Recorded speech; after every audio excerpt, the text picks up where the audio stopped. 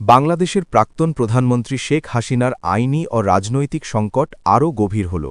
ঢাকার একটি বিশেষ আদালত বহু আলোচিত পূর্বাচল নিউ টাউন প্রকল্পে প্লট বরাদ্দ কেলেঙ্কারি মামলায় তাকে দোষী সাব্যস্ত করে ১০ বছরের কারাদণ্ডের রায় ঘোষণা করেছে। এই রায় শেখ হাসিনার রাজনৈতিক জীবনে বড় ধাক্কা হিসেবেই দেখা হচ্ছে।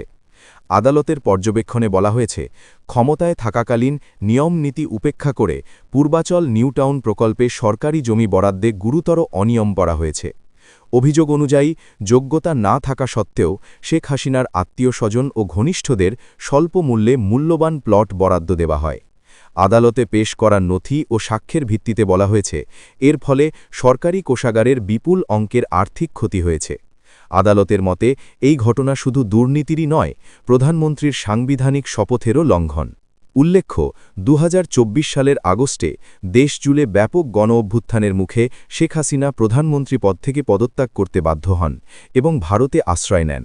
এরপর থেকে তিনি কার্যত নির্বাসিত জীবনযাপন করছেন।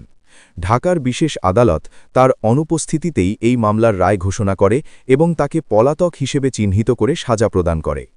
টানা প্রায় ১৫ বছর বাংলাদেশের ক্ষমতায় থাকার সময় শেখ হাসিনা উন্নয়নের নানা সাফল্যের কথা তুলে ধরলেও পূর্বাচল প্লট কেলেঙ্কারির মতো একাধিক অভিযোগ তার শাসনাকালের বিশ্বাসযোগ্যতাকে প্রশ্নের মুখে ফেলেছে। সর্বশেষ এই রায়ে সেই বিতর্ক আরও তীব্র হয়েছে। রায় ঘোষণার পর বাংলাদেশে মিশ্র প্রতিক্রিয়া দেখা দিয়েছে। বিরোধী দল বিএনপি ও তাদের শরিকরা রায়কে স্বাগত জানিয়ে একে দেরিতে হলেও ন্যায় বিচার বলে আখ্যা দিয়েছে। রাজধানী ঢাকাসহ বিভিন্ন স্থানে সাধারণ মানুষের একাংশ এই সিদ্ধান্তকে জনগণের জয় হিসেবে দেখছেন, যা সামাজিক মাধ্যমেও আলোচনার কেন্দ্রে এসেছে।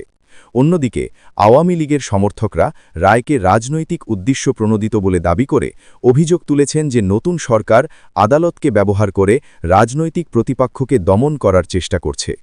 এই রায়ের ফলে আন্তর্জাতিক ও কূটনৈতিক মহলেও আলোচনা শুরু হয়েছে।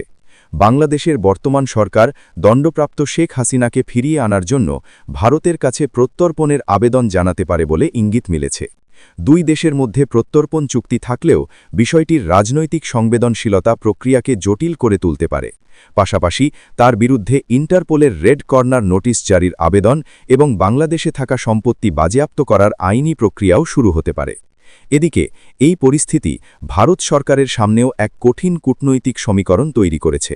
দীর্ঘদিনের রাজনৈতিক সম্পর্ক ও আঞ্চলিক বাস্তবতার পাশাপাশি প্রতিবেশী দেশের আদালতে দোষী সাব্যস্ত একজন প্রাক্তন প্রধানমন্ত্রীকে আশ্রয় দেওয়া নিয়ে আন্তর্জাতিক মহলে ভারতের অবস্থান কী হবে তা নিয়েও জল্পনা তুঙ্গে।